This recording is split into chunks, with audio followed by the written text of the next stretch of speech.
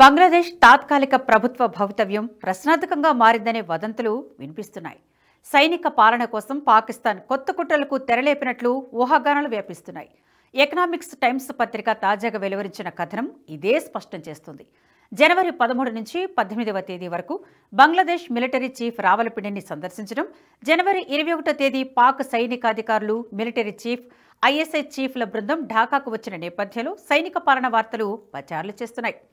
ఇస్లామిస్టులకు, ప్రగతిశీలవాదులకు మధ్య నడుస్తున్న విభేదాలే సైనిక పాలనకు దారి తీయొచ్చనేది ఒక అంచనా. లెఫ్టినెంట్ జనరల్ ఫైజుర్ రెహమాన్ ఇస్లామిస్టులకు అనుకూలంగా ఉండడం, స్వతహాగా ఛాందసబ్ మత భావనను ఇష్టపడే ఫైజుర్ రెహమాన్ ప్రగతిశీలవాదులపై పైచేయి సాధించడం కోసం సైనిక పాలన వైపు మొగ్గు చూపవచ్చనే అంచనాలున్నాయి. ఇందుకు పాకిస్తాన్ సహకరించినా ఆశ్చర్యం లేదంటారు పరిశీలకులు. ఫైజుర్ రెహమాన్ ఇటీవలే రావలపిండిలో ఐఎస్ఐ చీఫ్ అసీం మాలిక్తో భేటీ కావడం అనుమానాలకు తావిస్తోంది. ఐఎస్ఐతో భేటీ అయిన వెంటనే chief of army staff Asim మునీర్తో భేటీ కావడంతో అనుమానాలు రూఢి అయినట్టే అంటున్నారు.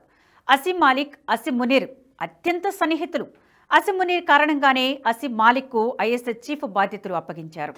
నిజానికి అసీం మాలిక్కు గూఢచర్య విభాగంలో చాలినంత అనుభవం లేకపోయినా ఐఎస్ఐ చీఫ్ బాధ్యతలు కట్టబెట్టడంలో అసీం మునీర్ చొరవ ఉందంటారు. బంగ్లాదేశ్ ఆర్మీ చీఫ్కు సైనిక నిఘా విభాగం, directorate general of forces intelligence సహకారం అందిస్తుందనే ప్రచారం కూడా విస్తృతంగానే ఉంది. రెహమాన్కు అత్యంత సన్నిహితులైన డీజీఎఫ్ఐలోని అధికారులు కొంతమంది తరచూ ఆయనతో భేటీ కావడంతో అనుమానాలు నెలకొన్నాయి. DGFI chief major general Jahangir కబీర్తో ఫైజుర్ రెహమాన్కు ఉన్న సాన్నిహిత్యమే వదంతులకు మరింత మద్దతు చేకూరుస్తోంది. రావలపిండిలో ఐఎస్ చీఫ్తో భేటీ తర్వాత కూడా తిరిగొచ్చిన ఫైజుర్ రెహమాన్ సైనిక నిఘా విభాగ అధికారులతో పాటు ఆర్మీలో కీలక విభాగాల అధిపతులతో సమావేశమైనట్లు కొన్ని కథనాలు రాశాయి. పాక్ సైనికాధికారులు ఢాకాకు అధికారికంగానే వచ్చినా లోగుట్టేదో ఉందనే అనుమానాలు మధ్యంతర ప్రభుత్వ సారథి మొహమ్మద్ యూనస్ను వేధిస్తున్నాయి. అంతిమ పథక రచన కోసమే డీజీఎఫ్ఐ అధికారులతో రహస్యంగా సమావేశమైనట్లు ఆర్మీ అంతర్గత సిబ్బంది అనధికారికంగా వెల్లడించినట్లు పత్రికా కథనాల సారాంశం. బంగ్లాదేశ్ సైనిక బలగాలను నేరుగా పర్యవేక్షించే ప్రస్తుత ఆర్మీ చీఫ్ జనరల్ వకారుజ్ జమాన్తో లెఫ్టినెంట్ జనరల్ ఫైజుర్ రెహమాన్కు చిక్కొచ్చిపడింది. మధ్యవాదిగా పేరున్న వకారుజ్ జమాన్ బంగ్లాదేశ్ ఆందోళన సమయంలో ప్రధాని షేక్ హసీనాకు సేఫ్ ప్యాసేజ్ కల్పించడంలో సాయమందించారు. ప్రభుత్వం పూర్తిగా ఇస్లామిక్ వాదుల చేతిలోకి వెళ్లకుండా కాపాడడంలో వకారుజ్ జమాన్ కీలక పాత్ర పోషించాడు. ఏమాత్రం ఆలస్యమైన షేక్ హసీనా ప్రాణాలు పోయే పరిస్థితి. ఇస్లామిక్ ఉద్యమకారులు హసీనాను హతమారుస్తామంటూ చేసిన హెచ్చరికల మధ్య సేఫ్ ప్యాసేజ్ లభించింది. మరో ఇద్దరు మేజర్ జనరల్కు కూడా అవామీ లీగ్ మద్దతుదారులుగా పేరుంది. దీంతో ఫైజుర్ రెహమాన్ చేస్తున్న సైనిక పాలన కుట్ర ఎంత మేర ఫలిస్తుందనేది ప్రశ్నార్థకం. సైనిక పాలన కుట్రకు పరిస్థితి అంతగా అనుకూలంగా లేకపోయినా ఐఎస్ఐ ప్రోద్బలంతో ఒకవేళ నిజమైనా ఆశ్చర్యపోనక్కర్లేదు. బంగ్లాదేశ్లో సైనిక పాలన కోసం పాకిస్తాన్ అర్రులు చాచేందుకు కూడా బలమైన కారణాలే ఉన్నాయి. బంగ్లాదేశ్ తాత్కాలిక ప్రభుత్వాన్ని అస్థిరపరిచేందుకు, తిరిగి షేక్ హసీనాను గద్దెనెక్కించేందుకు భారత గూఢచార సంస్థ రా ప్రయత్నాలు చేస్తుందనే ప్రచారం బలంగా ఉంది. ది మిర్రర్ ఏషియా పత్రిక గత ఏడాది సెప్టెంబర్ ఇందుకు సంబంధించిన కథనాలు ప్రచురించింది. అంతేకాదు, బంగ్లాదేశ్ సెంటర్ వెబ్సైట్ కూడా what are the next plans of రా అండ్ హసీనా పేరిట ప్రచురించిన కథనం మిర్రర్ ఏషియా కథనాన్ని ధృవీకరించింది.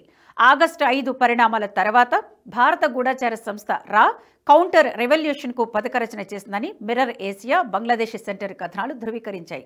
ఆగస్టు 10, 15 తేదీల్లో 2 విడతల్లో రా కౌంటర్ రెవల్యూషన్కు ప్రయత్నించిందని, ఇవి విఫలం కావడంతో కొంతకాలం పాటు వాయిదా వేసి తిరిగి జూలైలో ప్రయత్నాలు ప్రారంభించిందని ఈ కథనాలు వెల్లడించాయి. షేక్ హసీనా మద్దతుదారులతో పాటు అవామీ లీగ్ అనుకూల వ్యక్తులను పోగు చేసేందుకు రా యత్నించింది. హసీనా ప్రభుత్వంలో పనిచేసిన కీలక అధికారులతో పాటు సైన్యంలో పనిచేసిన అనుకూల మేజర్ జనరళ్లను సంప్రదించినట్లు తెలుస్తోంది. ఢిల్లీలోని సౌత్ బ్లాక్లో ఇంటెలిజెన్స్ ప్రధాన కార్యాలయంలో ఇందుకు సంబంధించిన సమావేశాలు జరిగాయని, ఇందులో షేక్ హసీనా స్వయంగా పాల్గొన్నట్లు కూడా ఈ కథనాలు వెల్లడించాయి. జమాత్ ఇస్లామీతో సంధి కోసం భారత్ ప్రయత్నించిందని, ఇందులో భాగంగా కొంతమంది జమాత్ నేతలతో మధ్యవర్తులు చర్చలు జరిపినట్లు తెలుస్తోంది. భారత ప్రధాని కార్యాలయం కూడా ఈ విషయాన్ని నిర్ధారించినట్లు కథనాలు తెలిపాయి. ఇందుకోసం ప్రత్యేకంగా ప్రాజెక్టును డిజైన్ చేసినట్లు, సెప్టెంబర్ 1 నుంచి ప్రయత్నాలు చేసిన రా ప్రాజెక్టు అమలు కోసం ప్రత్యేక అధికారులను నియమించినట్లు తెలుస్తోంది. బంగ్లా మిషన్ పేరిట రూపొందించిన ఈ ప్రాజెక్టు నిర్వహణకు ఇంటెలిజెన్స్ సబ్ టీం నియమించినట్లు సమాచారం. మొత్తంగా బంగ్లాదేశ్ కోసం రా చేస్తున్న ఆపరేషన్ పేరు రీసెటిల్ అవామీ లీగ్ 2025 అని నిర్ధారించినట్లు మిర్రర్ ఏషియా కథనం చెబుతోంది.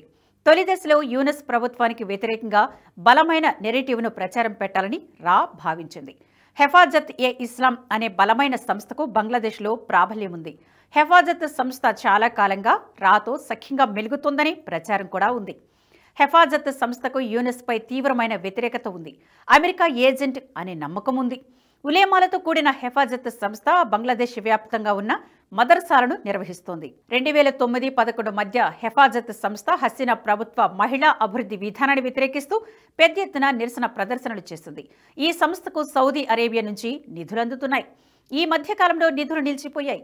ఈ నిధులు మళ్లీ వచ్చేలా భారత్ ప్రయత్నం చేస్తుందనే భరోసాతో హిఫాజత్ సంస్థ రాకు సహకరిస్తుందనే వాదనలు కూడా ఉన్నాయి. యూనస్ ప్రభుత్వం తమకు ప్రాధాన్యం ఇవ్వడం లేదనే ఆగ్రహంతో ఉన్న జమాత్ ఏ ఇస్లామీలోని ఓ ప్రధాన వర్గం యూనస్ను గద్దెదించాలని భావిస్తున్నట్లు సమాచారం. హిజ్బుట్ తాహీర్ సంస్థ బంగ్లాదేశ్లో బలంగా ఉంది. పశ్చిమ దేశాల్లో ప్రధానంగా యూకేలో హిజ్బ్ ఉట్ తహీర్కు ప్రాబల్యం ఉంది. జమాత్ ఏ ఇస్లామీ, హెఫాజత్ ఏ ఇస్లామీ, హిజ్బ్ ఉట్ తహీర్ వంటి సంస్థలతో పాటు కీలక సైనిక అధికారులు, అవామీ లీగ్ అనుకూరులతో పెద్ద ఎత్తున యూనస్ వ్యతిరేక ఉద్యమం లేవదీయాలనేది భారత గూఢాచార సంస్థ రా ఉద్దేశమని విస్తృతంగా నడుస్తున్న ప్రచారం. ఈ భయమే పాకిస్తాన్ కలవరపెడుతుంది. అంతేకాదు, బంగ్లాదేశ్లో ప్రస్తుతం ఉన్నది తాత్కాలిక ప్రభుత్వం. భారత ప్రయత్నాలు ఏమాత్రం ఊపందుకున్నా యూనస్ ప్రభుత్వం కుప్పకూలుతుంది. అది తమకు మరింత ఇబ్బంది పెడుతుందని పాక్ భావిస్తోంది. దీనికి తోడు అమెరికాలో ట్రంప్ అధికార పగ్గాలు చేపట్టాడు. వెంటనే బంగ్లాదేశ్కు సాయాన్ని నిలిపివేశాడు. సాయం నిలిపివేయడం కూడా యూనస్ ప్రభుత్వంపై ఒత్తిడి పెంచుతుంది. మొత్తంగా పరిస్థితి భారత్కు అనుకూలంగా మారుతుందని పాకిస్తాన్ భావిస్తోంది. అందుకే బంగ్లాదేశ్ సైనిక అధికారులతో కలిసి సైనిక పాలన కుట్రకు తెరలేపింది. మొత్తంగా పరిస్థితి చూస్తుంటే యూనస్ ప్రభుత్వం ఎక్కువ కాలం మనుగడ సాగించే అవకాశం లేదని అర్థమవుతుంది. సాయి గారు, మీ మీద నమ్మకం ఉంది. మీరు ఏం చేసినా దేశాన్ని మంచి చేస్తారు. మీరు ఓటీటీ ఛానల్ ఓపెన్ చేస్తారు. Give me the honour to become the first subscriber. Thank you sir. NH ప్రైమ్ని సబ్స్క్రైబ్ చేసుకుంటున్నందుకు first thank you very much sir.